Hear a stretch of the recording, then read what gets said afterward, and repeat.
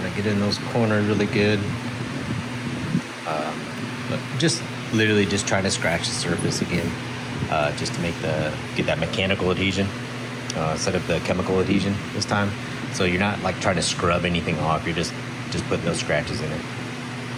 All right, got it all scuffed up with the 600 grit and also the gray Scotch-Brite, and cleaned it up with the ivory soap in the water, and then another rinse with just the water. So it's all ready for clear coat or paint, whatever you want to put on top of it. So we're gonna put paint. I'm gonna put down some stencils and do the color in those. And then once that's done, then since everything else is already sanded down, ready for clear coat, once we peel all that stuff off, but then we'll just be ready just to spray clear coat right over it, and then it'll be done. Well, so with the stencils, these are kind of hard sometimes, especially big ones. So what I do, lay out just some reference tape, kind of mark, where I kind of want to line it up. And like this abrasion strip isn't actually straight, it actually kind of curves up. So the distance between there and there is off, so you can't really use that as your reference, the abrasion strip. So, and then up here, just put some tape, put a couple pieces of tape down. So this one, I'll just stick that on there, and it'll look good.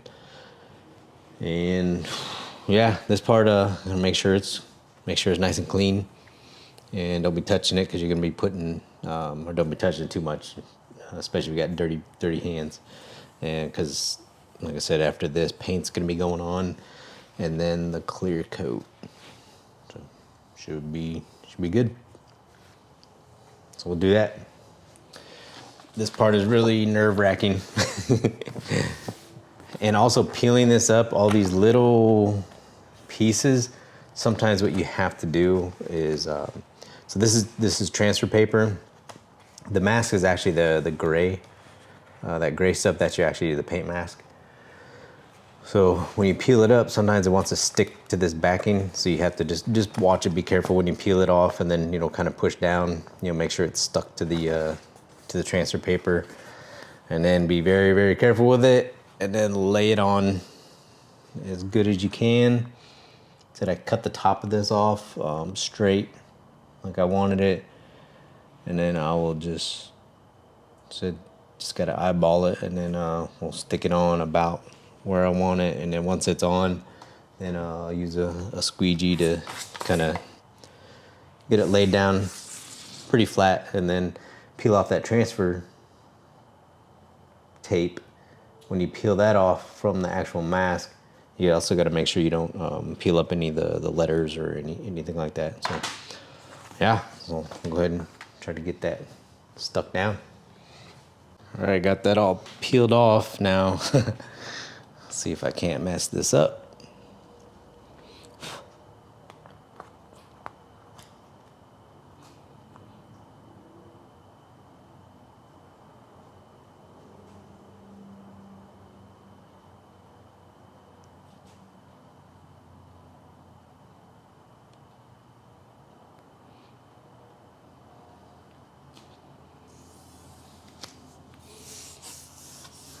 Cool.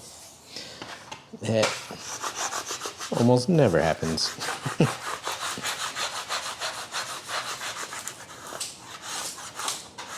All right.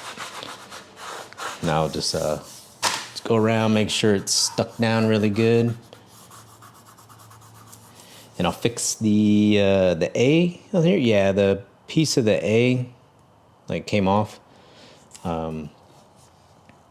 But got a little bubble right there, but that'll be fine. I can, because this isn't vinyl, like a vinyl wrap or anything. So if you got air bubbles, it doesn't matter. Just make it in the gray part, because it's just mask. You're just masking off that area, so it doesn't matter.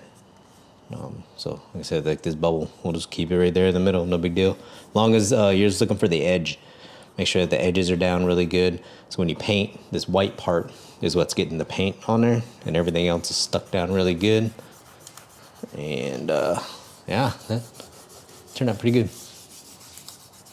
And I always so I made this on Adobe Illustrator, but I give that to a shop, vinyl. They actually do vinyl, but I bought this. It's a paint mask, actually for painting. So make sure you can't just use any vinyl or anything because it'll tear up your paint, the base coat that you got down there.